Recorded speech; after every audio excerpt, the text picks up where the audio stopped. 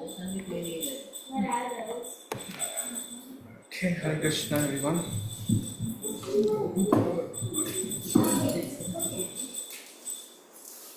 Magyanatimirandhasya Gyananjana-shalakaya Chakshurmilitam yena Tasmai Shri Gurave Namaha Shri Chaitanya Manobhishtam Sthapitam yena bhutale Swayam Rupa Kadamayam Dadati Swapadantikam Vancha kalpatarubhyascha kripa sindhubhya evacha Patitanam pavanebhyo Vaishnavebhyo namo namaha Jai Shri Krishna Chaitanya Prabhu Nityananda Shri Advaita Gadadhara Shivas Adi Gaura Bhakta Vrinda Hare Krishna Krishna Krishna Hare Hare Hare Rama Rama Rama Hare Hare.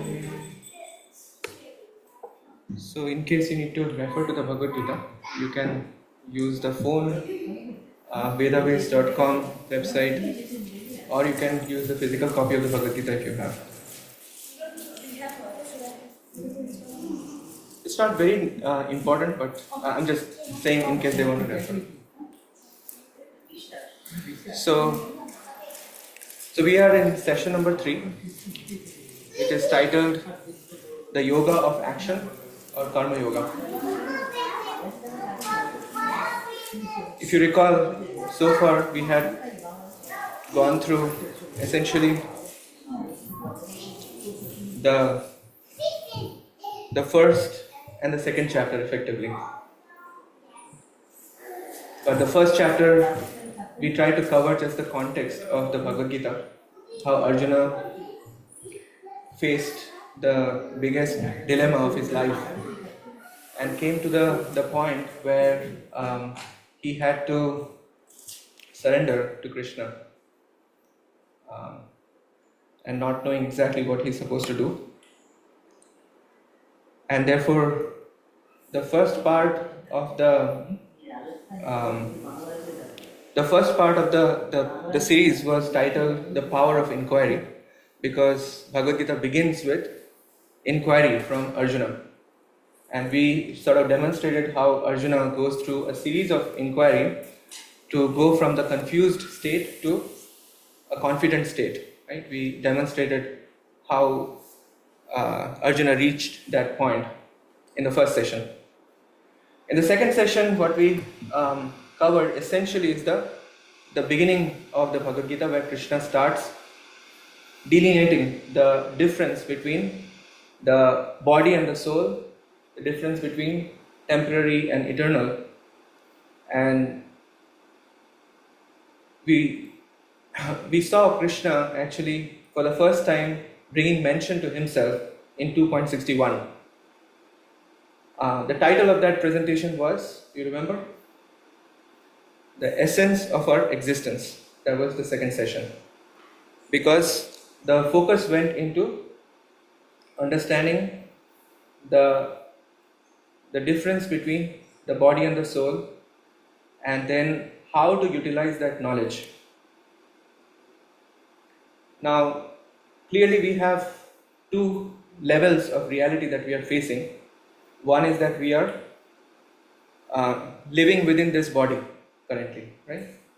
So that generates different varieties of circumstantial duties, right? Different kinds of circumstantial duties. And at the same time, because we are a spirit soul fundamentally, therefore, we have to also pay attention to what is the duty as a spirit soul that we refer to as the constitutional duty. And we elaborated on these 2 points, seated on the verse number 2.41. So 2.39 is where Krishna makes a transition between the path of Sankhya Yoga and the path of Buddhi Yoga. And how we landed up there is by essentially focusing on 2 ways of dealing with our existence in this material world. When we are paying attention to our constitutional duties, that essentially becomes the yoga of intelligence.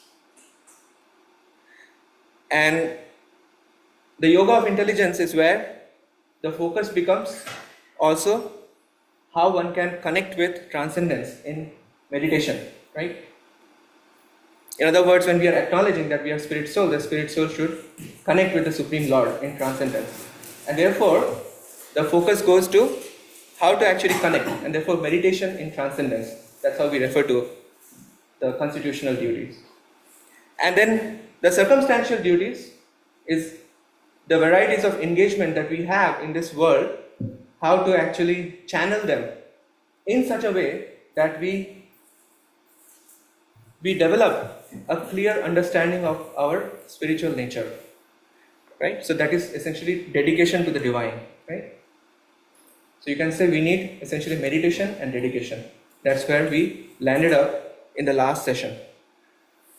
Okay, so today we are going to essentially elaborate on how we can actually dedicate to the divine while utilizing our circumstantial engagement in this world. Okay, I hope the context is clear. Okay, so this is also the entry point of the yoga of action. Now I want to give you the context how Arjuna actually ends up venturing into this topic. Now in the second chapter, there were a lot of actually mention of how to achieve peace. For example, if you look at 2.70, Apuryamanam achala pratishtam samudram apa pravishanti yadvat tadvat kama yah pravishanti sarve sa shantim apnoti na kama kami. So those who are living in this material world have to face the onslaught of desires, is it not? So how do the desires appear? The desires appear like, the rivers merging into the ocean. That analogy is given by Krishna to bring out the point that even though so many rivers are entering into the ocean remains still. So similarly, if we don't act upon those desires, na kama kami, then we can actually achieve peace. Sa shantim apnoti. So likewise, Krishna again emphasized on that in 2.71 as well. Again, the same shanti was mentioned. And then finally, 2.72 was the last verse of the second chapter. And Krishna says that Esha Brahmi Sthiti Partha. This is essentially the position of transcendence where you are achieving peace, where you are no longer acting upon your desires.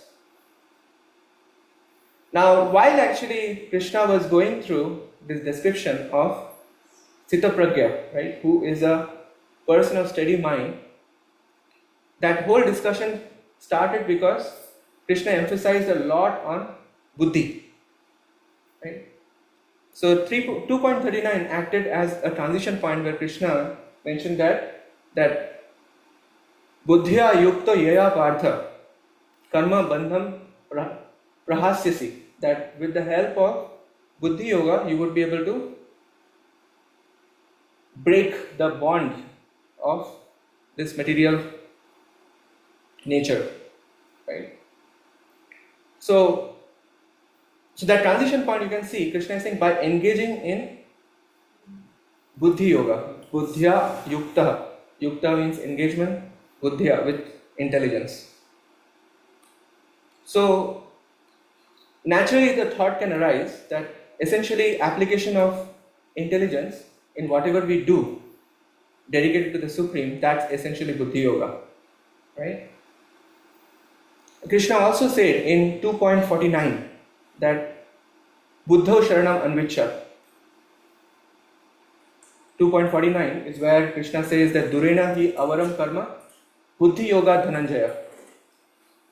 Keep away all the abominable activities by engaging in Buddhi Yoga again. And then Krishna explicitly mentioned Buddhau Charanam Anvicha. Take shelter of intelligence. So Arjuna can actually really catch on to that point that Krishna is emphasizing take shelter of intelligence. Right?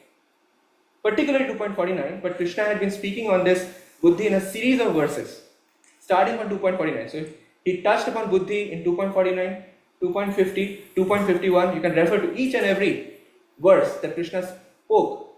There was that element of engaging the intelligence. Note very, very carefully, okay?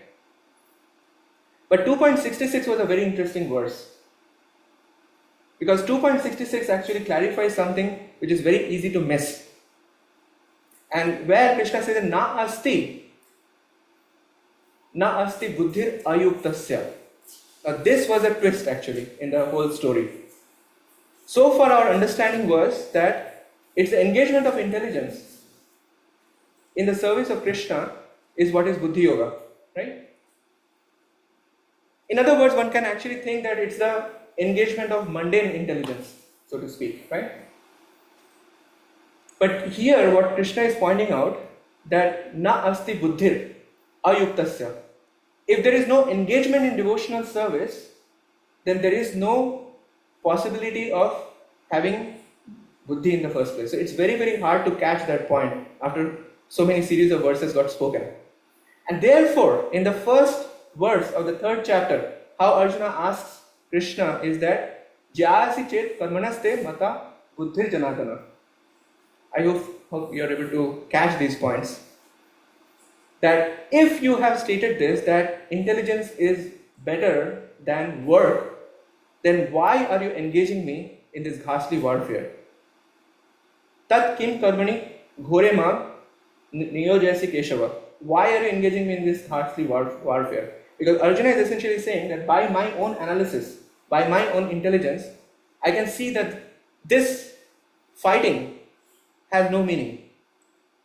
What would I gain out of this? And we talked about like the 5 arguments Arjuna gave in the very first session, right? He gave all these reasoning, and therefore Arjuna is saying, I'm applying that reasoning, and I'm coming to this conclusion, there's no point in this fighting. So please, resolve this for me. Now 2.7, where Krishna had stated Yash Shreya, that was what Arjuna asked. What is best for me? Yash Shreya, right? Same thing that Arjuna uses even in 3.2, where he says Vyamishrena eva vakyena moheva, that you are using equivocal instructions and in this way bewildering me. And that ekam vada nishchitya, tell me one thing for sure, what am I supposed to do? And there again he uses the same Shreya apnuvan, Yena Shreya apnuvan, that was 3.2. So same question effectively Arjuna is repeating because he is still confused. And why he is still confused? It's primarily because of 2.49, but overall you can see the context, how Krishna presented the science of Buddhi Yoga, it was actually confusing for Arjuna. Is this point clear? Okay, so that was the context in which now Krishna starts analyzing. So Bhagavad Gita is a book of wisdom, it is not a book of commandments. In other words, for anything that Krishna actually shares with his audience, in this case Arjuna and all of us, Krishna never just says, okay, do this, don't do this. That's not how Bhagavad Gita proceeds. Krishna analyzes every single thing. So Arjuna is asking this basic question, should I fight or not fight? But in this way, again Arjuna is sort of wanting an analytical viewpoint of why he should fight or why he should not fight. And by applying his intelligence, he is saying, I am coming to the conclusion that I should not fight. But of course, it's not just his analysis, but his attachment too. That he is attached, because of which he doesn't want to fight. And he's almost concluding like that. But at the same time, he has the sweet relationship with Krishna, and also having that self-honesty to present the matter before Krishna, that okay, I am bewildered, and therefore you resolve this for me. I cannot figure this out. So for all of us also, if we have that kind of self-honesty and have a channel channel of disciplic succession to actually honestly open our heart and inquire about how I can do things better or what is best for me, then we will also be enlightened and empowered to do something meaningful in this world. So that's the lesson to learn, following in the footsteps of Arjuna, how Arjuna is actually approaching this whole conversation, which is basically taking the shape of the Bhagavad Gita. So where we are starting now is where Arjuna was having that dilemma. So now we are ready for Krishna's response. So how does Krishna respond to that question? Essentially, should I fight or not fight? Right? So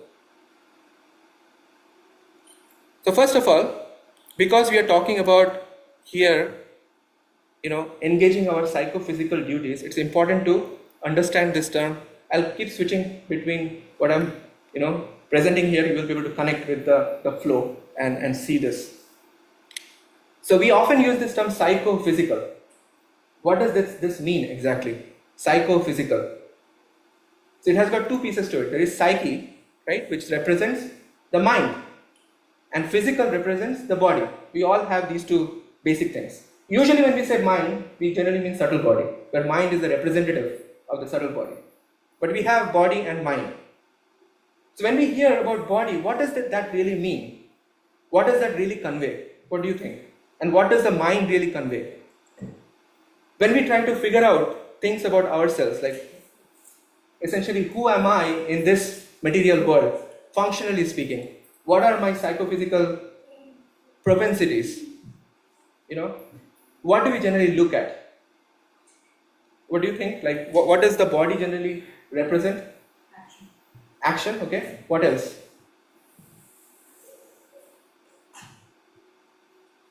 Anything else comes to mind? Okay, what does the mind represent? Thoughts, okay, fine. So you can say the body is basically representing varieties of abilities that we have. And the mind represents varieties of desires that we have. So in the sojourn of this material world, or sojourn of the soul in this material world, we basically sharpen our abilities and develop varieties of desires. Or you can even say that we become filled with instincts and impulses.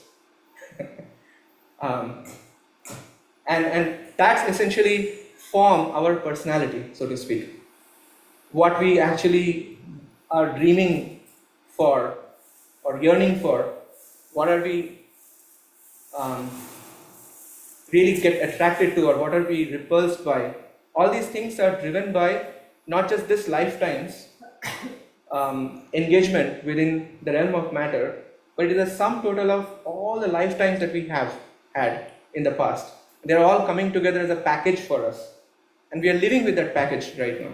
And that package is essentially a set of abilities and a set of desires. That's what we are dealing with. Usually, this is the picture that you will get when you refer to what any religion talk about life. This is the picture that you will get typically.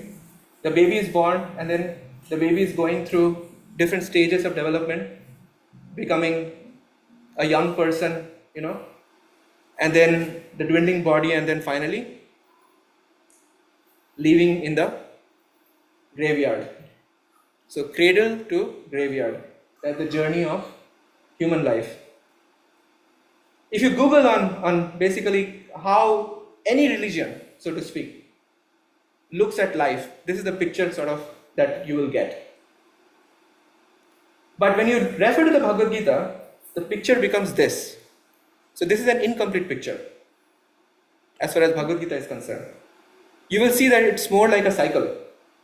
It's a cycle of life. It's not just a linear pattern going from point A to point B, but it's more like a cycle. There is a cycle of birth and death that is going on. Dehino asmin yatha dehe kaumaram yavanam jara tatha dehantara prapte dhirastatra mohyate. This dehantara is going to happen. And then dehantara means you're just switching bodies. And switching bodies need not have to be human bodies. It could be any kind of body. And therefore, these 2 points we have to keep in mind, that is coming especially because of the Bhagavad Gita, which is very unique to our Vedic culture, and that is the life goes on beyond this life.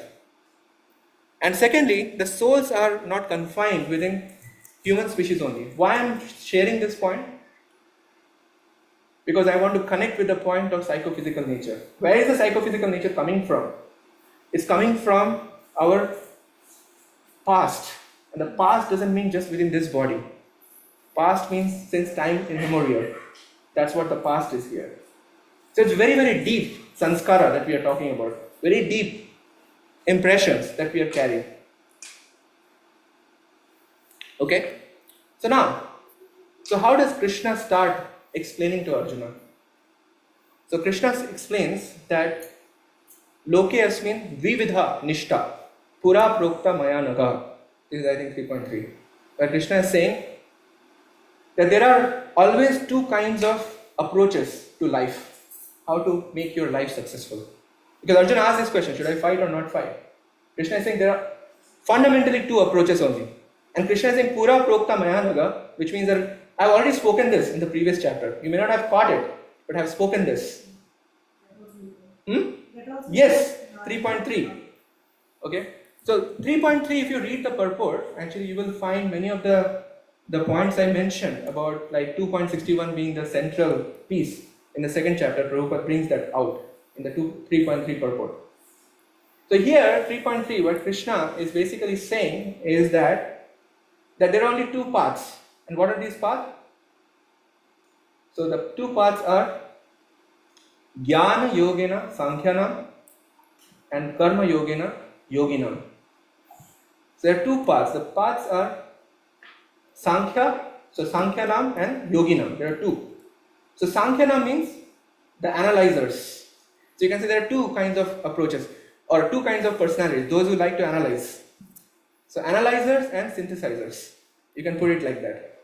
So Sankhyanam means those who are analyzers. And Yoginam are synthesizers, those who synthesize. And those who are analyzers, they take the path of Jnana. So Jnana Yogena Sankhyanam.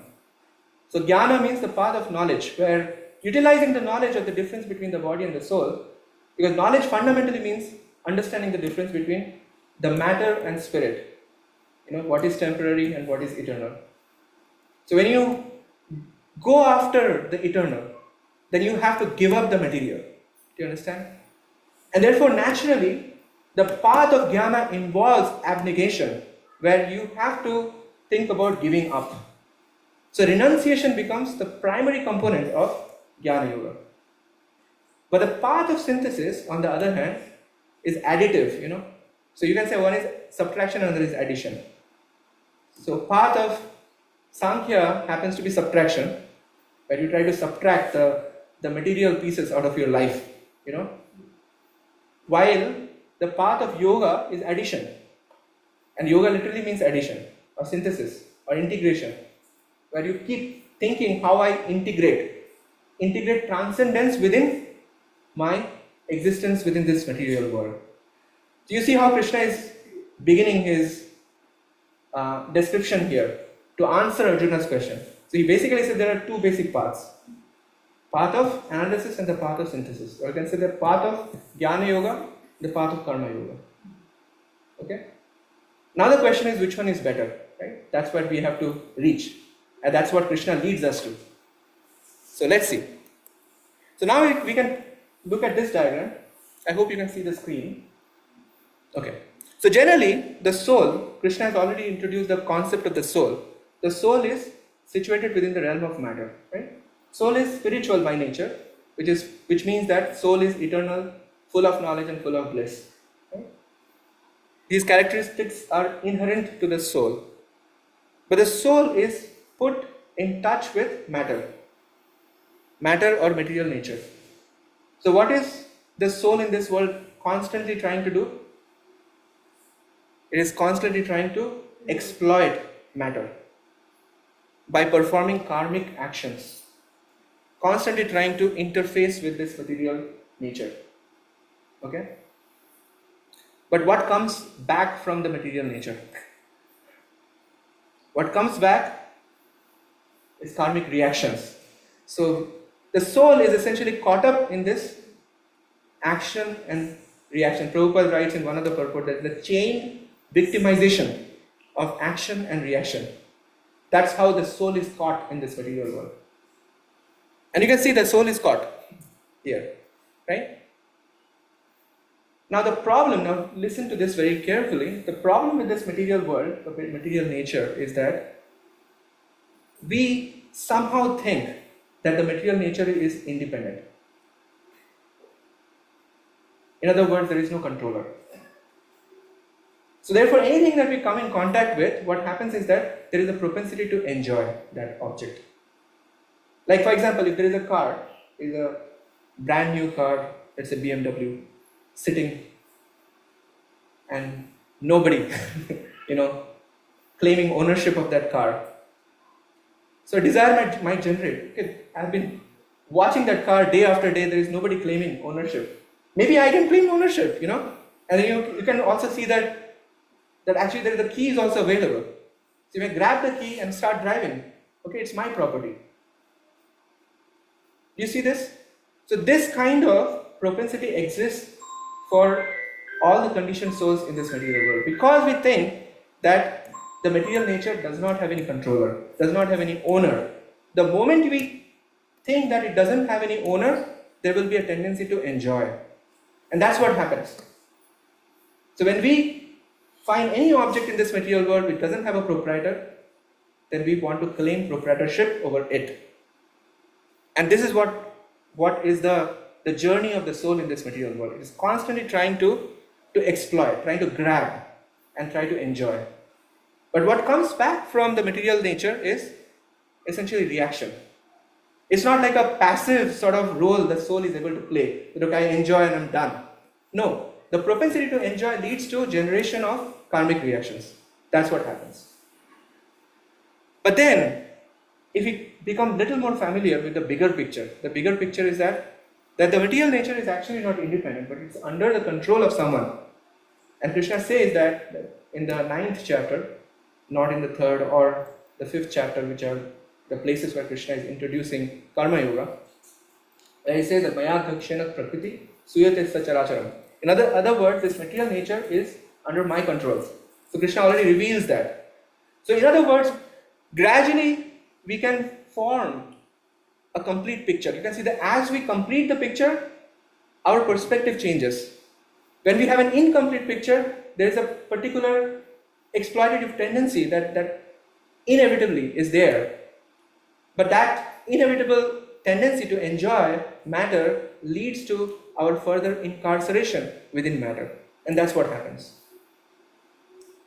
So Krishna therefore now talks about, now what happens if you really think that you can give up everything, Arjuna? So he is now turning to Arjuna. In 3.6 is a very important verse where Krishna says that Karmendriyani Sanyamya Ya Aste Manasasmaran Indriya Arthan Vimudhatma Mithya Charasa Uchyate. Okay. So here Krishna is saying that Arjuna, you don't want to fight. What does that mean? You don't want to engage your karmendriyas. You don't want to use your working senses. And you want to carry this notion of giving up. Right? I'm giving up. I'm not interested in property. Right? Like this. It's like that. I don't want to fight.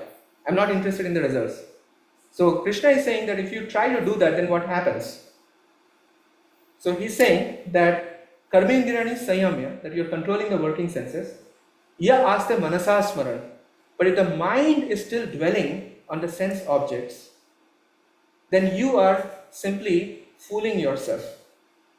Krishna literally used those words. Krishna says that Indriya Arthan, so Vimudhatma. Vimudhatma means essentially you're making a fool of yourself. That's the point that Krishna is making. And you will be considered as a mithyachari. Mithyachari means one who is a pretender. So if we prematurely take to renunciation without having the realization of transcendence, then what it results in is that we become simply a pretender.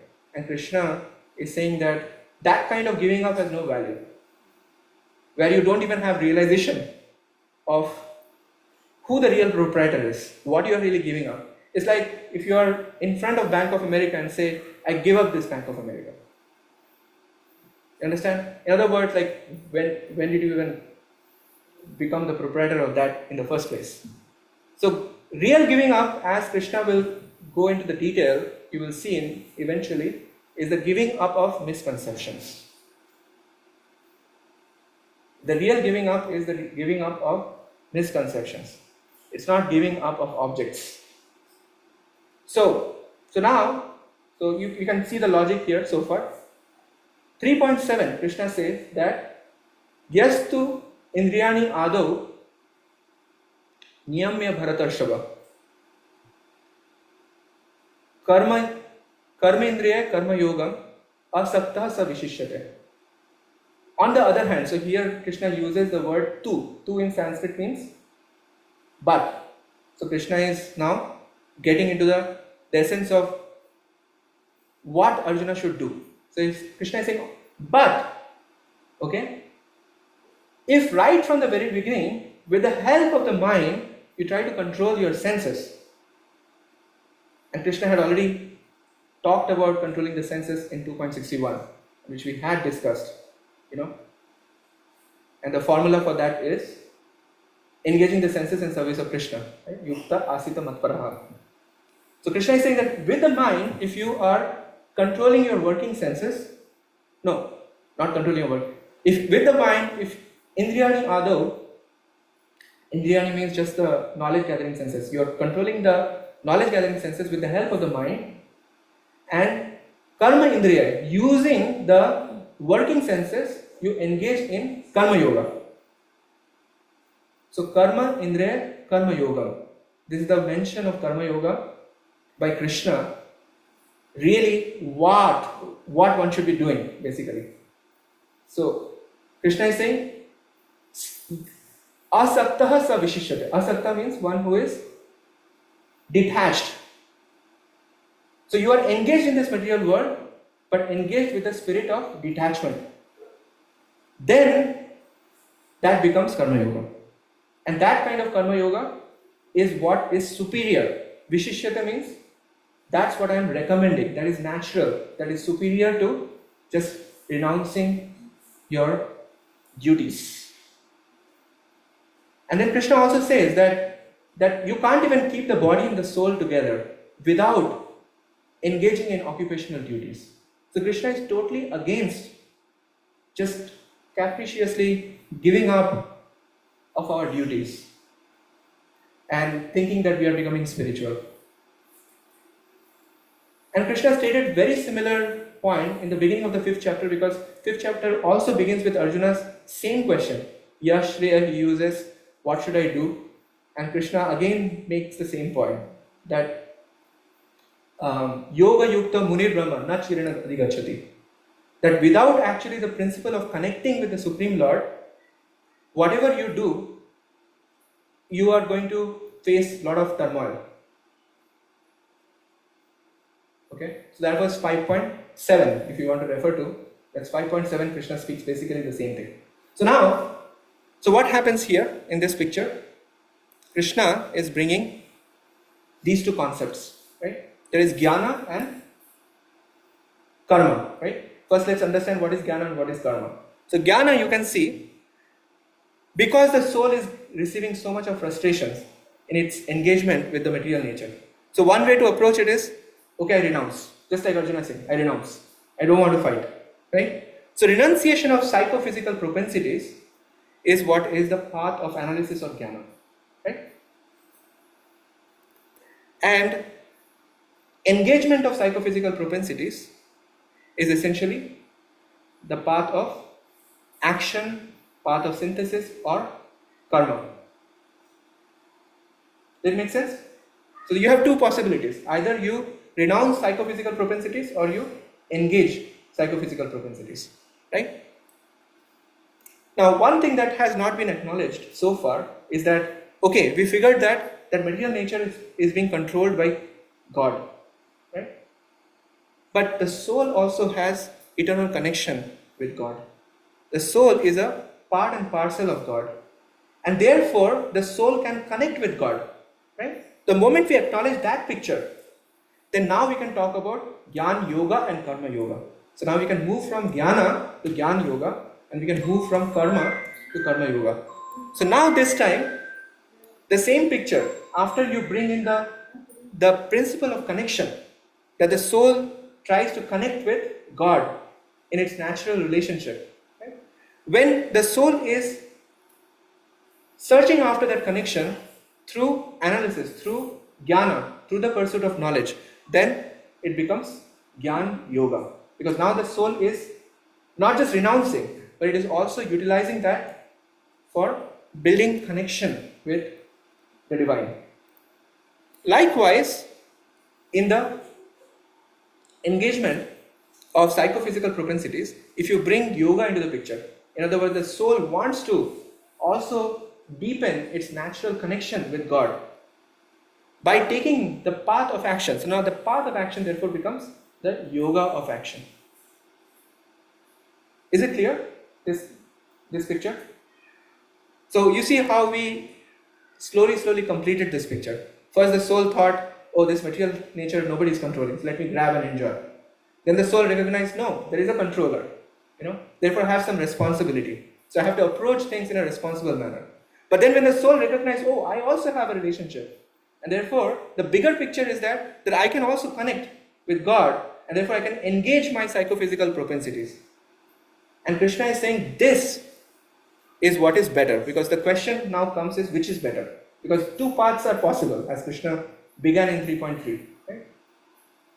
Jnana Yogena Sankhyanam and Karma Yogena Yogina. Either you take the path of yoga or you take the path of Sankhya. One subtle point there is that oftentimes in the Bhagavad Gita, when the term yoga appears, Prabhupada oftentimes gives the shape and form of Karma Yoga or Bhakti Yoga. And one starts thinking, why is Prabhupada kind of changing? But if you refer to 3.3, you can see Prabhupada basically is referring to 3.3. Because what is the path of yoga? Krishna is saying they take the path of Karma Yoga. You see? Karma Yogena Yogina. So those who are taking the path of yoga, they are by default always engaging in Karma Yoga.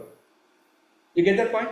So that gives actually also license to Prabhupada to translate yoga as Karma Yoga or Bhakti Yoga. Okay, anyways, that's just a subtle point. So which is better?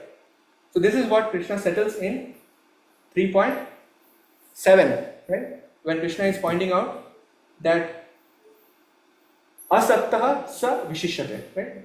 Karma indriya karma yogam asaktaha sa vishishyate. Out of the two, I recommend Karma Yoga for you. And Krishna had also analyzed, it's not just about I recommend. Why he recommended? Because one may not have the realization of giving up one's psychophysical propensities. And therefore one may become a mithyachari, because the mind is constantly dwelling on the sense objects. One has not purified sufficiently to operate from that platform, that I can live happily without having any kind of engagement in this material world. And Krishna is pointing out that soul is active by nature. Soul is active by nature. You cannot actually even complete the journey of the soul in this material world without being active. There is no question of giving up. So you would have to take the path of synthesis. Now how do we understand Karma Yoga in simple terms? In simple terms, if you have to understand, just think about a child who has drawn some painting and very lovingly is giving that painting to the parents or somebody the child loves, So okay, this painting is for you. That painting may have just colors just thrown, here and there, There is no. Do you see the picture? There's a painting that has been drawn very clumsily, and you're giving as okay, this is for you. You're connecting with the person by giving. The child is connecting. What value that painting would have for the recipient? Not much, right? But the recipient is satisfied that the child has actually made this painting for me. So you can actually bring that home, how we work in this material world. We may work with a lot of desires, a lot of propensity to enjoy, all of these things. By the end of the day, if you want to dedicate our results for the service of Krishna, then that is considered to be acceptable by Krishna. That is considered to be an integral component of Karma Yoga. So when you are going to office, if your mood is that whatever results are coming, I want to just offer the results to Krishna. The office work may not have any relationship whatsoever to Krishna, but because just like a clumsy painting, right? So whatever one has done, one is just offering, right? And Krishna brings up the same offering principle 9.27, which can also be quoted for Karma Yoga. Yat karoshi yadashnasi yat johoshi jadasi yat tapasyasi kantya tat kurushva madarpanam. That whatever you do, whatever you eat, whatever you cultivate, whatever sacrifices you may perform, whatever charity you may perform, do that as an offering to me. If you are able to do that as an offering to me, then that becomes Karma Yoga. So in other words, whatever part is very interesting, yat karoshi. In other words, whatever clumsy activities you may perform, whatever chaotic activities you may do in this material world, if that spirit of dedication, if the spirit of offering is there at the end, then that actually becomes the principle of purification in our life. Then that kind of activity, if we keep doing, that would later on emerge into Bhakti Yoga. So if the same child, if that spirit of dedication is always there for the child, as the child is growing up, there will be more and more refinement, is it not? Maybe I can give much better offering to the Supreme Lord. I mean, in this case, to whomever the child is giving that object to. So as the child becomes grown up, the maturity and other refinement bring in a much better quality of offering. So likewise, we are meant to also develop internally in terms of qualities, so that we can actually offer ourselves and whatever we are offering with a greater degree of purity. And when that purity reaches at the highest level, then that becomes Bhakti Yoga. In other words, Karma Yoga leads to Bhakti Yoga. That's the point I'm trying to make. And likewise, the Jnana path, the path of Jnana, leads to more Ashtanga Yoga direction. Okay, so just try to understand these two paths. Okay. So therefore, using this material nature, which we will actually go into much more detail, because it's our interaction with the material nature that generates the propensities. And when we understand the propensities, we can understand how to utilize those propensities in forming different varieties of engagement in this world. So we will have like a dedicated discussion on these points. I'm just pointing out because Krishna says in the 3.27 that Prakriti kriyamani gunai karmani sarvashaha ahankara vimudhatma kartaham iti manyate. Actually everything is being carried out by the Prakriti. So therefore how we are interacting with Prakriti is important for us to understand. So we'll go into much more detail, and Krishna ends up this third chapter discussing about what comes in our overall interaction with matter. What actually makes us so exploitative? It is the presence of lust. And the lust occupies all this. I have gone through this picture before, and therefore here I'm just summarily presenting that lust occupies all these different departments of our existence. So the senses, the mind, the intelligence, and ego, everything has been covered over by lust. And because of which we have that exploitative propensity. So through Karma Yoga, what we are doing, we are essentially transforming, or Krishna is essentially inviting us to transform into the yoga of love, after all. Okay. Now the yoga of love is a very high platform, but what actually takes us through the different complexities of this material world and receive sufficient purity to reach the yoga of love is the process of Karma Yoga. And that is why Krishna is recommending Karma Yoga here. So I thought it would be great that if we can take some practical example. Okay? Because Krishna also mentions in the third chapter itself, Yagya Shishta Shino Santa Muchanti Sarva Kilpishay Bhunjate Tvagam Papa Yep Pachanti Atma Karanat. That those who are cooking for themselves, they are essentially eating sin. But but if you can actually cook for Krishna or offer with love and devotion, then that becomes prasad, that becomes the source of mercy. So how we can actually just take the activity of cooking itself and transform that into karma yoga. And of course you can bring every single aspect of your life and ask this question, how I can transform that into karma yoga. That is the essence that we want to take from today's session. I would like her to elaborate on this with the help of this cooking analogy. Sometimes the cooking department in my house is mine. Though out of us, my husband is a better cook. Disclaimer. And what I'm going to say probably is more relevant for me because today morning I was cooking, probably not in the proper consciousness. So let me fix myself here. Okay, so and I do see that there will be many of us who can relate to this because this is one of the basic activities that we do. So let's move on. Let's move on to some inspirations, external inspirations, or maybe surface level inspirations based on which we cook. So let's move on. So this could be hilarious, and please enjoy. So the idea is that we don't want to essentially leave our occupational engagements, right? What needs to change is our inner consciousness or inner motivation. It's the motivation behind the activity that matters, right? So here we are now going through what are the possible motivations with which one can approach cooking. So that's what we are looking at here. Okay, let's read out. Is it readable? Okay. Let me zoom in first. Basic needs and survival, right? Anybody is born is hungry, so fulfilling immediate need to eat. Survival, preparing food as a necessity for sustenance. Economic reasons. To be college students here, saving money by cooking at home instead of dining out. This is sustainable living.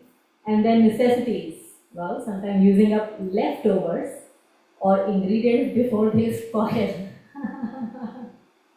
I have found myself many times in this situation before something spoils. Oh, let me grab this and cook, whether we really want it or not.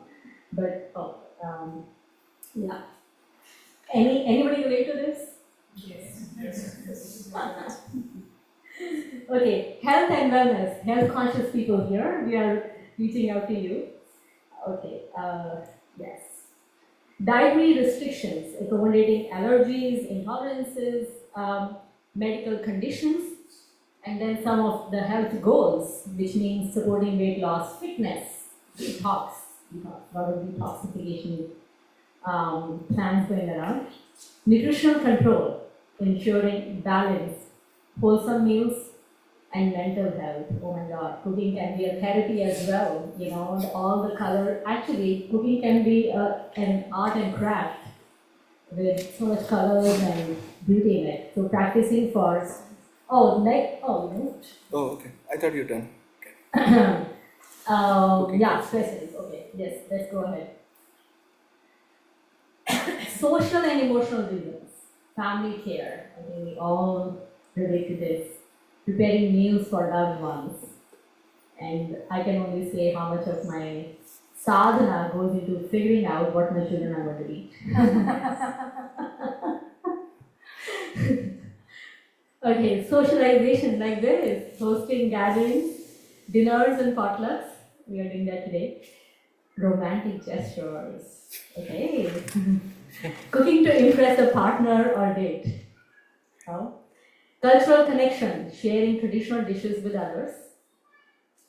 And charity/community, cooking for food drives, shelters, and neighbors in need.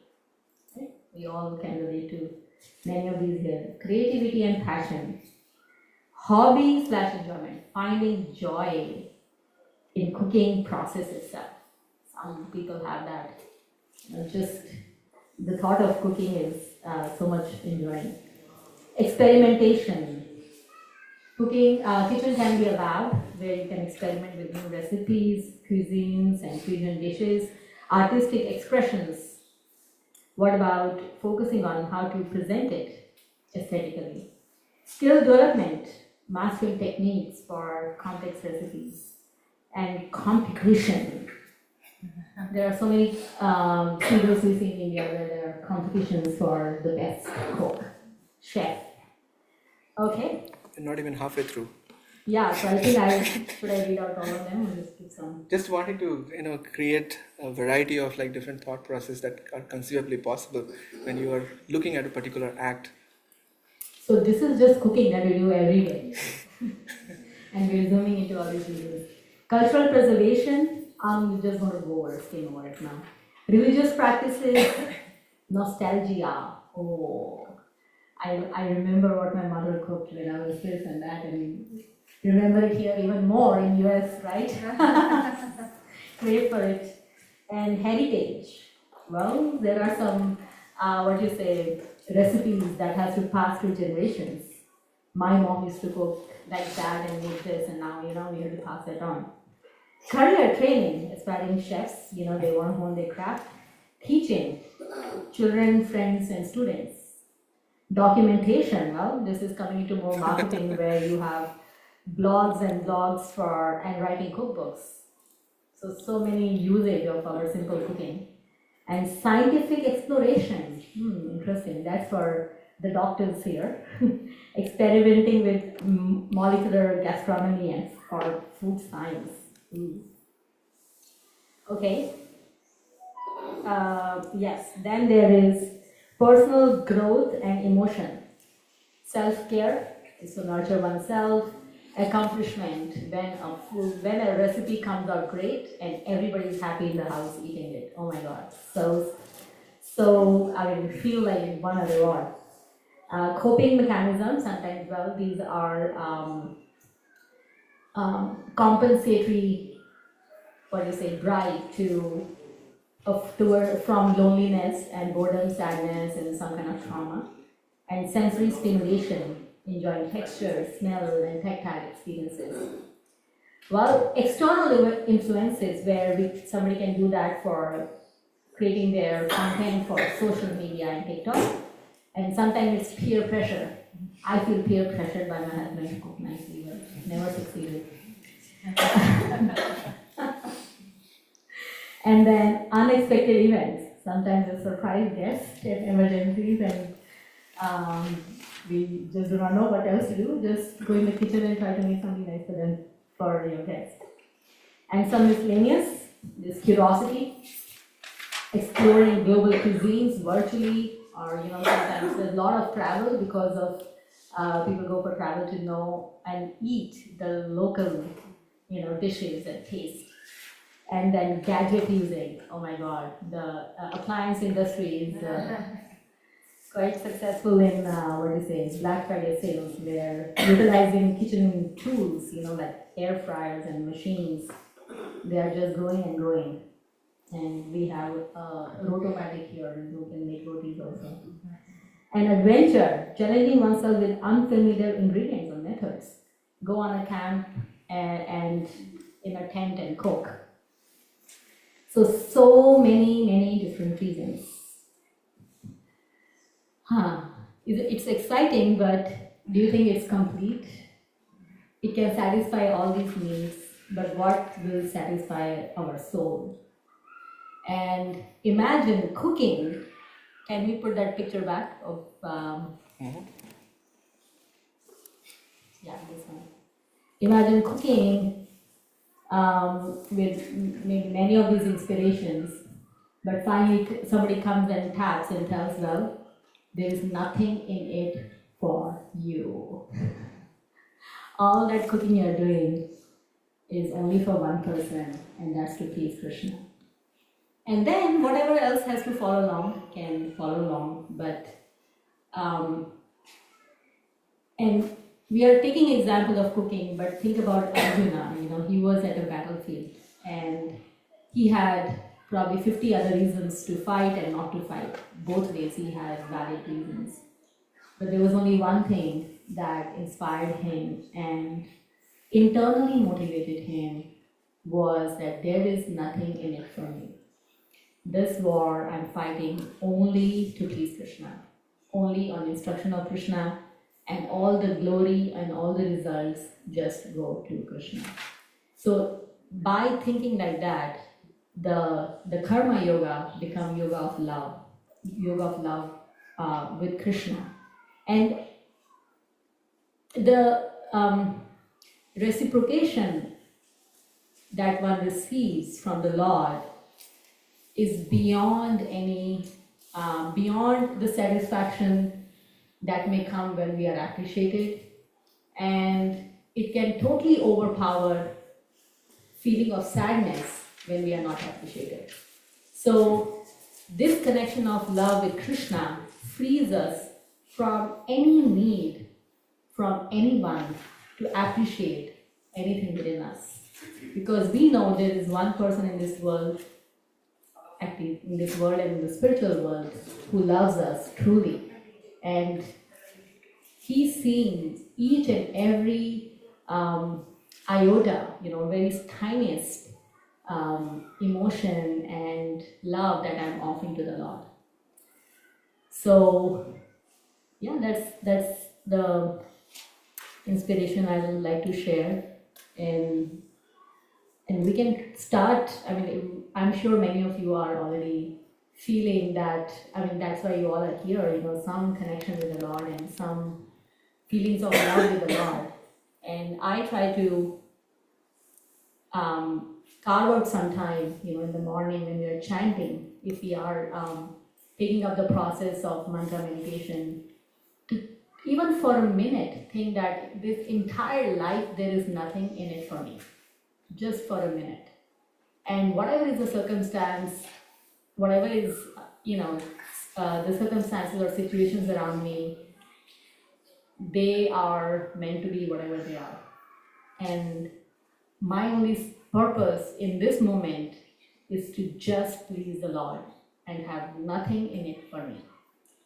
And then that consciousness can carry over into our offices and work and home and cooking and cleaning and whatnot. So, thank you. Okay, since some of you came a little late, I just want to very quickly summarize what we discussed, just so that you're on the same page. So we mentioned that last time we ended up with meditation and dedication. And today we were going into how to dedicate ourselves to the divine while living in this material world in the most practical way. So main picture I wanted to show you is this picture.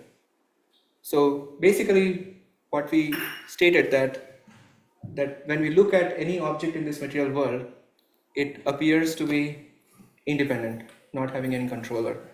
And when we perceive as material nature not having any controller, automatically there is a tendency to enjoy.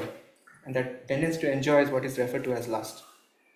And when we approach the material nature with that kind of spirit, we always get the karmic reaction back.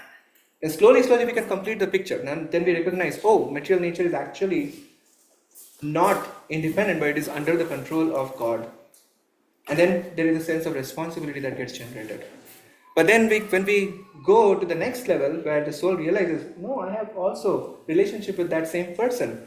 And therefore, I can not only engage in this material world in a meaningful way, but I can dedicate everything for the pleasure of that Supreme Lord with whom I have connection with. And this way, through even ordinary activities, I can develop my loving relationship with the Supreme Lord.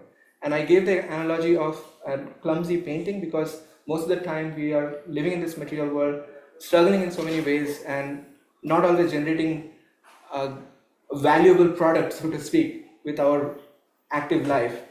And therefore, whatever clumsy output may come, if that spirit of offering, whatever that result is, to God is there, then we are following the path of Karma Yoga. And through the path of Karma Yoga, all kinds of purification will come. And therefore, Krishna was recommending to Arjuna that this is by far superior to capriciously just living the active life and taking to premature renunciation, in which case you would be essentially a mithyachari.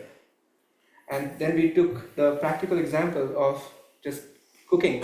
You can see that so many different motivations one can bring in just for a simple activity of cooking. So how we can actually engage in this material world in a similar manner, but at the same time, whatever engagement we have, we want to transform that as a vehicle for purification. That can happen if we change the motivation behind that activity. By changing the motivation to be offering for the pleasure of the Supreme Lord. And therefore in 3.9 Krishna says, Yagyarta karmano anyatra loko ayam karma bandhanam. And so basically the formula for karma yoga is literally this: living a life just like a life of sacrifice where we offer everything for the pleasure of the Supreme Lord. But we start with first the results of our activities, and that's what makes it karma yoga. Thank you very much. Any question? Any thoughts? Yeah, go I ahead. have a question. When you say offer to Krishna, it means that is equal to detachment? You want to take? Alright. Yes. So that attachment to Krishna leads to detachment from material objects. Why? Because just imagine whatever you may be attached to. Like we all have our own particular set of attachments. If we start actually dedicating them for the pleasure of the Supreme Lord, then however way, like let's say let's take a practical example. Let's say you're working very hard at office, to get some job done, and the idea is not so much about how much actually result you get out of that activity. The key question really is, while you're carrying those activities, are you carrying the spirit of dedication? Are you carrying the spirit of engaging the results in the service of the Supreme Lord? Because if you are carrying that spirit, then what's going to happen is that when the results do not actually match your expectations, you would not get really thrown off the normal trajectory. You would be able to maintain your calm.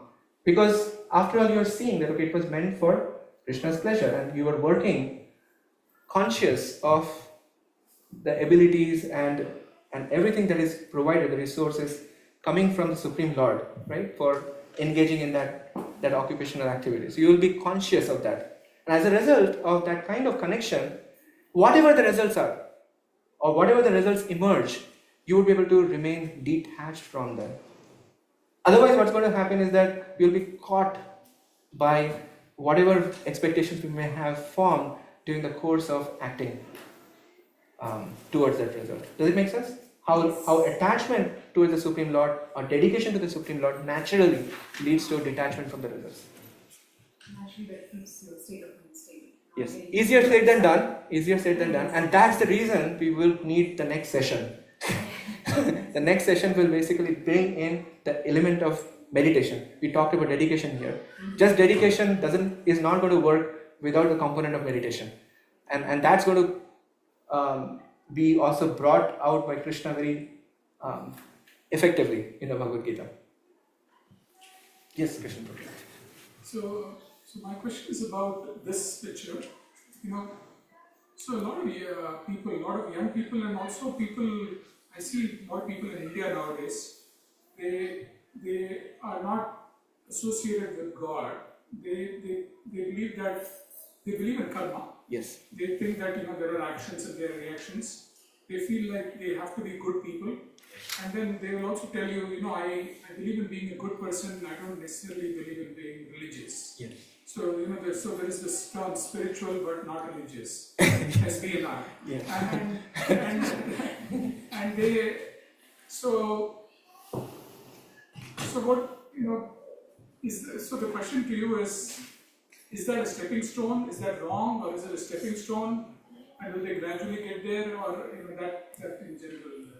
Yeah, very good question. So I'll tell with a story. So there were two persons working, and it so happened that there was a car passing by, and the driver happened to observe how the two persons are working. The one person was essentially taking working very hard to get the soil out of the ground. And the second person was just putting the soil back. Okay. He was quite amused when he looked at the scene. But then he went to some shop and then came back to the same scene, and he saw the two individuals are still carrying out the same activity. One person taking out the soil, the other person putting the soil back. So now this time he had to find out what's going on. So he approached these two gentlemen and said, "What are you guys doing?"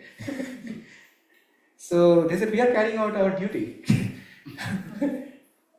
We are actually three of us. The first person was supposed to take the soil out. The second person was supposed to put the seed in because we are planting. And the third person was supposed to put the soil back. But unfortunately, the second person was absent today. So we are just carrying out our responsibility, our duty. So spiritual without spirit becomes ritual. So essentially, we can't even call something as spiritual unless the spirit of dedication to the Supreme Lord is there, and unless the connection with the Supreme Lord is acknowledged in some shape and form. Yes, you are saying the spiritual but not religious, but without acknowledgement of God, it simply becomes a ritual. Now the question is that how can actually something, ritual means just like a chore, a day-to-day activity, nothing more than that. A hard work for something, but not spiritual. So for something to become spiritual, is it that like if I keep going on that path, doing our good activities, we will emerge as spiritual individual? Unfortunately not. Because this is analyzed by Srila Vishwanath Chakravarti Thakur, that bhakti needs to be given. Bhakti is always a gift. It has to be given. So given by an able representative of the Supreme Lord. And that's why we say that Brahmanda Brahmite Kono Bhagavan Jiv Guru Krishna Prasadit Bhai Bhakti Lata Beach. That seed of devotion is always given by somebody. It is not something that we generate out of our pious activities. Pious activities are good in the sense that when that opportunity is provided, we would be more inclined. So in that sense, we are creating a favorable situation by remaining so-called good. But just being good is not good enough. You also need an agent, a carrier to deliver that seed. And once the seed is given, then one can be ready to grab. It's just like, one can keep going to the airport for fun, just looking at the plane going. But one does not take any flight whatsoever. So, mode of goodness activity is like going to the airport. You have the opportunity to take the flight, but you are not taking it. But I think on the spectrum of what you can be as an individual, Yes. You can be a bad person. Yes, definitely. Or you can be a Correct. neutral person, Correct. or you could be a good person. And then you can be a person that's doing everything for Krishna and not for yourself. Yes. Like a detached person. Absolutely. So on that spectrum of things, Yes. I think you're still in a better place Yes, than a yes. bad person. Yeah, that's why I said like, to be in the airport is much better than remaining in the house because you can't catch the flight. So yes, in the spectrum of things, you're not in the house, you're in the airport. At least you have the possibility of catching the flight. So that's exactly what I'm And saying. through that path, through that process, Yeah. through the company of the individuals that are in that path, it actually leads you Correct. in So that direction. that is precisely the point. That you need that company of those individuals who are acting as the agent of transformation in one's life, who is able to give that seed of transformation, or seed of bhakti to you. Without that acceptance of the seed, we'll go nowhere. That's what I'm trying to say. But the proclivity to accept the seed grows, as you just said, by engaging in mode of goodness activity. And we are going to see that, when we are going to the discussion of mode of goodness. Mode of goodness is very close to mode of transcendence, very close. But it's just that mode of goodness is not sustainable. Mode of transcendence is sustainable. That's the only difference. And that's why the key difference is Shuddha Sattva versus Sattva. So Sattva is good, but Shuddha Sattva is better. Are you missing arrows between the soul and God? Or is it supposed to be no arrows? Or are there supposed to be arrows bidirectionally? Bidirectional, yes. I'm very, rigorous about these things, So that's Everything why should I'm have a curious. purpose, So we should put two arrows. We can put 2 arrows, that's fine. Yes, without any arrow means it's bidirectional. Exactly. Does it answer, Prabhu? Yeah, yeah. Okay. Okay. Okay, Patricia. Okay, you're closer. Can you repeat that line when they said the physical objects we see as independent and we try to take it's only valid for physical objects? Anything, even relationship. Anything that we come in touch with in this material world, we have a tendency to claim proprietorship. Because by claiming proprietorship, we can control and enjoy. So controlling, exploiting, enjoying, all of these come together. That spirit. What is the lens with which we should see our relationships? Yes. What lens? Yes, I'm kidding. Oh, sorry. So what is an ideal lens through which one can see these relationships? When we see not only ourselves as related to God, we are seeing others also related to God. So God becomes the focal point. Right? So in other words, every single object and every single relationship has a meaning because of its inherent connection with God. And that's the principle that gets highlighted. And therefore, it's God-centered relationship. Like we are trying to engage in the relationship to facilitate the journey of another soul back to Godhead. So how we approach any relationship? When in our consciousness, we are at least thinking about how to help or assist the person move one notch forward towards the Supreme Lord. But we can't keep having such conversations all the time. Yes. Yes, that's right. So what consciousness we should have, like let's say when I serve my husband, when I serve children, what should my thoughts? So this is the consciousness behind, okay? So you may be kind of participating in, externally speaking, ordinary transactions. But internally you can have a very high state of emotion. That okay, I want to actually somehow or other serve this person in such a way that that person goes one step closer to Krishna. If you approach in that way, then the relationships will deepen at a different level. So in other words, externally speaking, they may look the same. That's why you cannot distinguish between karma and karma yoga externally. Because what matters here is the motivation behind the activity. And you cannot see that. It's only the performer who is aware of the inner sentiment behind any activity. And that can help the other person. And that can help the other person, yes. Yes, and my wife wants to add. Okay, here I'm going to, so he spoke about how to serve others, and I think I'm going to go more inwards, where one's own relationship with the Lord, Krishna can choose, and I think most of the time he chooses the closest people to teach us our lessons, to show us our own blind spots. And that's where is, and those are the most important moments for us to understand what is Krishna telling me in all of this. Both with, it doesn't have to be like a, conflict or anything, but just, the emotions that arise in our heart, whether we are, whatever is happening inside the house, those emotions, if we are aware, the more we are aware of our own bodies and feelings, the clearer we'll be able to, the more attention we pay to our own self and our feelings, we are more aware of our own self, and hence we are able to serve others with more clarity. Otherwise, there's so many things which are morphed, which are intermingled, and just mushed up. So I found that really, brings awareness of what Krishna wants me to do in this situation, or how he wants me to serve, how he wants me to serve my own self first, and then be able to, it's not like a linear thing, okay, now I'll just figure I'm serving and then that, but also I think Krishna is guiding us at every moment.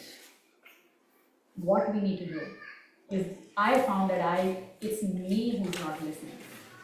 And his solutions are perfect, like win-win solutions, and they are beyond our imagination.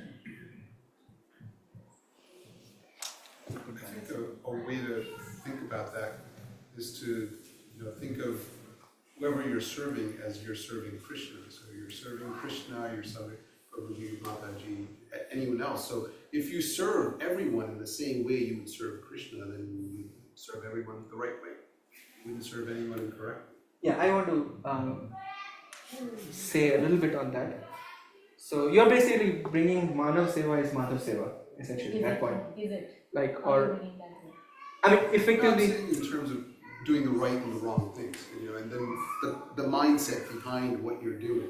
yeah. So if you're saying that the mindset is that everything is done for Krishna, Yes. right? So then you're asking the question, how do I translate that into doing activities for my friends, for my children, for my parents and others? So Yes. for me, at least trying to understand that, it seems like that would be a way of doing it. Yeah, I just want to make a just subtle edification there, and that subtle edification is just this, that we see the irrevocable connection of every single object and everyone with the Supreme Lord.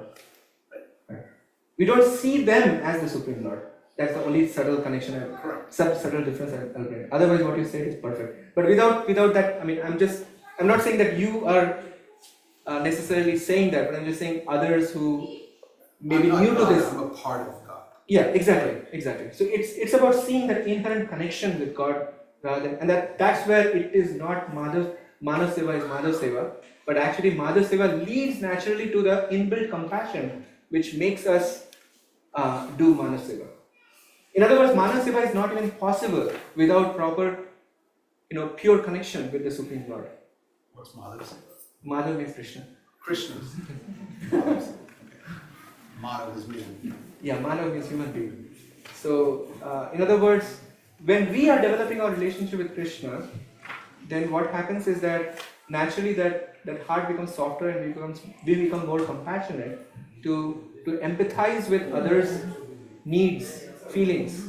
We can do nice analysis better, needs, interest, concerns, and expectations. So I have a related question for this.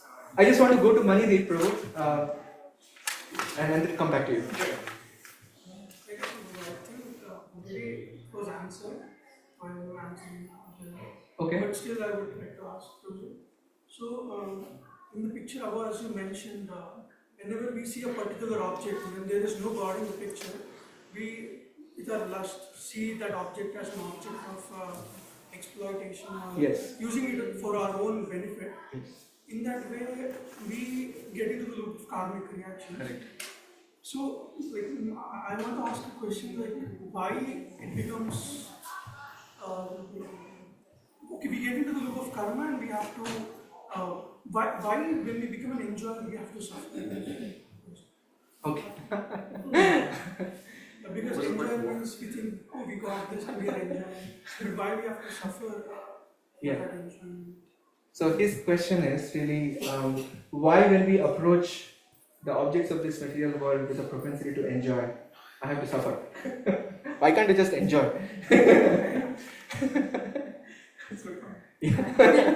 Why does this corrective system have to be built? So when people come to this world, they think that this place is a hotel. Hotel means you just go, hotel restaurant probably is a better way of putting it, but the reason I'm saying hotel because it's easier to use that term similarly for another facility that is actually meant to be. So when you go to the hotel, you just order, okay, I want this, I want that, and so forth, and somebody brings in a platter exactly what you wanted. And if things are not as appropriate, you can chastise the servers that I asked for this, I'm meant to receive it. So yes, you have that kind of tendency to exactly satisfy what you're looking for. But unfortunately, this world happens to be not a hotel but a hospital, where we have entered with certain disease, the disease of the heart, to be cured. Why we can't just enjoy? So just think about it. Like suppose you happen to be the richest person in this world. Because the nature of body that we have, the capacity to enjoy only dwindles over time, right? So the more accomplishments, the more objects of possession we have at the time when we leave our body, the greater would be the amount of pain and suffering that we will go through. One question that can be asked is that is pain inevitably bad? Right? Just imagine like if you have certain part of your body got infected and you're not having any pain. Then what's going to happen is that over a period of time, that infection can only exacerbate. And at some point in time, it will exacerbate so much that it has to be amputated. Which is better, like to have the pain where you can actually take some action on it, precautionary action, and then try to cure whatever you have got. Is it not? Yes. Before making it worse. So, likewise, in our life also, we are not meant for this petty pleasure of this material world. We have the potentiality for the highest amount of pleasure. And therefore, Krishna has created a system by which there is an inbuilt mechanism by which we get some feedback that, okay, oh, this is not actually meant for my enjoyment. I'm meant for a higher reality. C.S. Lewis says that when I find even one desire within me that no objects of this material world can satisfy, that means I am created for another reality. Do you understand?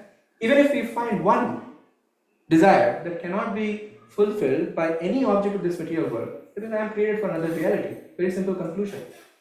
So likewise, when we go through life with various types of, unfulfilling experiences, then we naturally inquire into the absolute.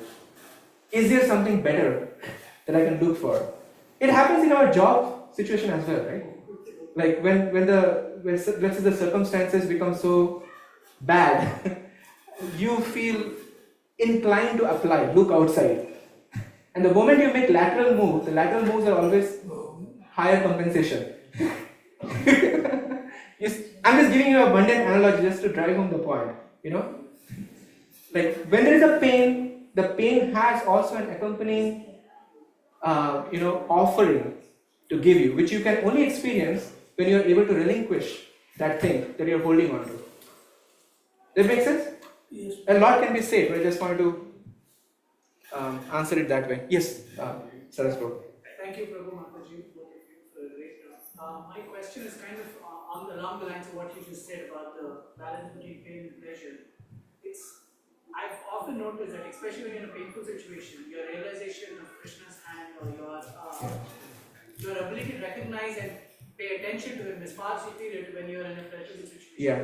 How do you maintain that equanimity, or how do you serve yourself that frequent reminder to be equitable in both cases? Yeah, read Bhagavad Gita every day. Because Krishna throughout the Bhagavad Gita stresses on equanimity. Right? Krishna says that Buddhi Yukta Jahatiya Ubhe Sukrita Dushkrite. Then he says that Samatvam Yoga Yuchyate. That this equanimity in the face of victory, defeat, gain, loss, pleasure, displeasure, respect, disrespect. Krishna is throughout every single chapter. I can guarantee you will not miss this. Everywhere Krishna stresses on how to temper our emotions. When we get something that we were really hankering after, the tendency is to rejoice that to the highest possible level. But if we are reading Bhagavad Gita, we will be knowing that actually we should temper that emotion. Not get overjoyed, but try to temper.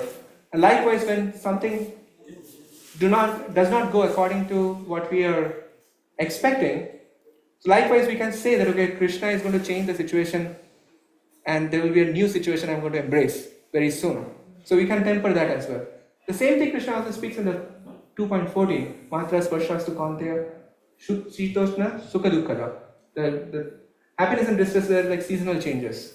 And we are familiar with seasonal changes in Boston more than any other place. So, therefore, we will temper that emotion if we know that as long as we are living in this material world, it always follows a sinusoidal curve. It's never going to be that okay, you stay high forever. The staying high forever is only possible at the level of consciousness, when we are embracing some objects of transcendence like the Maha Mantra, or something that actually gives us a deeper connection with the Supreme Lord. That makes sense? I think Lord's pastimes have so much example of like deep pain that we can't even imagine. Mother Kunti and Lord Ram's pastime is full of sadness and pain. So, and many devotees like Prahlad Maharaj, Dhruva Maharaj, everybody there, they have gone through this test of immense pain. And of course, these examples are very high, but one thing is for sure that, Krishna is not putting us in pain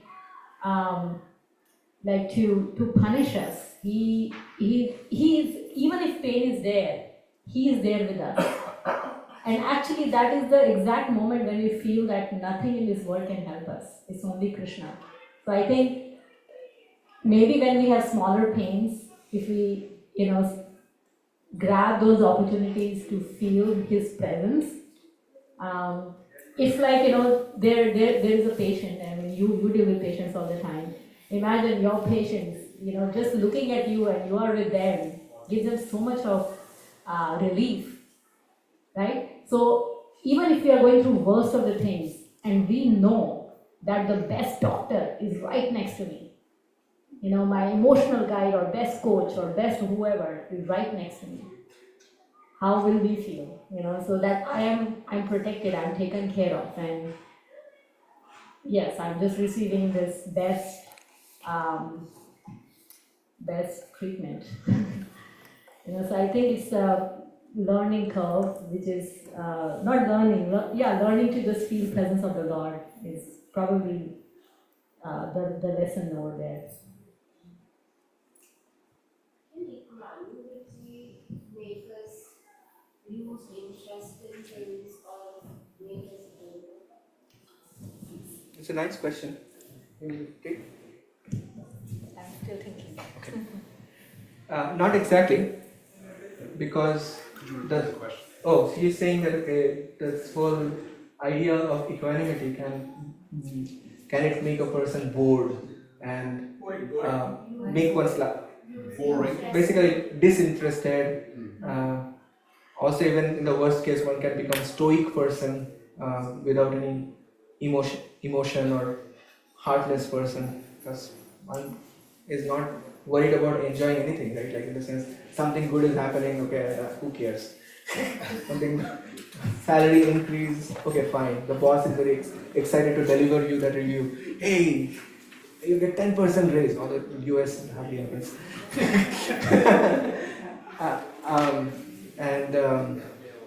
You may say, So be okay, big detached deal. but not Your blind. response to the boss is big deal. I'm not interested. Say something else. No feeling. No feeling. So could that happen? So the key point is that we have a different channel for our happiness and satisfaction, and that is our relationship with Krishna. A different channel. We are not dependent on the external sense objects for our happiness. The moment we create the dependency, we know that the material object will always have the flip side. It will never come with just one side. It's never a one-sided coin. It will always come with that, like sukha and dukkha. And therefore, those who are intelligent, that's why Krishna said, Yehi sansparshaja bhoga dukkha yonaya evate. Adi antavanta kaunte nato teshu ramate buddha. So Krishna says in 5.22, that point, that those who are intelligent, they have a different source of receiving that inner bliss, and that is their relationship with the Supreme Lord. So therefore, that person in one sense will be always jovial. They will be always very, very high in their state of happiness and enjoyment. And that's why you can see that throughout the scriptures, like the Vedic scriptures, emphasis is always on Ananda, like at the like for any practice. Why? Because the idea is that the spiritual process are the highest point that the spiritual process that is supposed to bring is to a state of the highest happiness. So we are actually just, leaving behind the lower happiness, lower qualities of happiness. And that's why param drishtva nivartate. Krishna says that just raise your standard, please. Don't live in poverty. You are meant for much higher quality of happiness. So that higher quality of happiness is not dependent on these external objects that are found in this material world. Happiness is not an object we find in a grocery store. Like if you go to a grocery store, we can shop like this, like okay, if I take this, I take that, I'm just filling up my happiness bag. But it is not like that. Happiness is something which is locked like a treasure in the core of your own heart.